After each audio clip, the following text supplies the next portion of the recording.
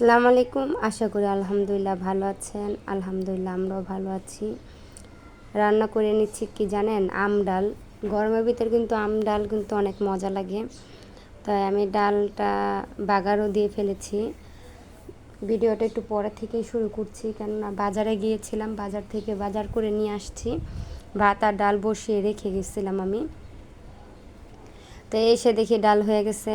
তো আজকে চিন্তা করতেছি বেগুন ভাজবো আর পাট শাক আনছি, পাট শাক ভাজি করব।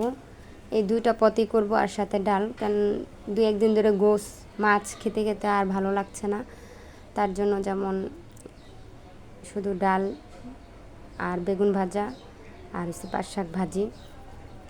তাই এখানে আমি মরিচ, হলুদ, লবণ মাখিয়ে বেগুনটা কিছুক্ষণ রেখে দিয়েছিলাম, সেটাই এখন ভেজে নিচ্ছি।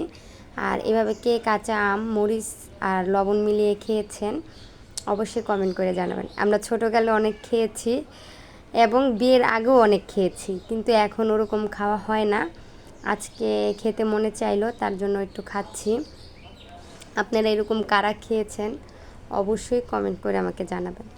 তাই বেগুন ভাজা শেষ, তাড়াতাড়ি করে রান্নাটা সারতেছি, কেননা একটু লেটই হয়ে গেছে। বাজারে গিয়েছিলাম, তাই আস্তে আস্তে একটু লেট হয়ে গেছে। তাই বেগুন ভাজা হয়ে গেছে, এখানটা পাট শাক ভাজিও আমি বসিয়ে দিয়েছি, আর ডাল ভাত আগেই রান্না হয়ে গেছে। এই যে এখন শাকটা বাগার দিব আমি।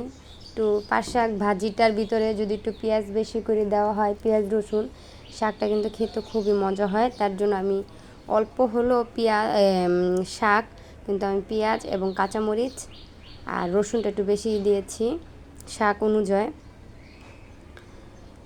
তাই আজকে রান্নাবান্না এগুলোই ছিল।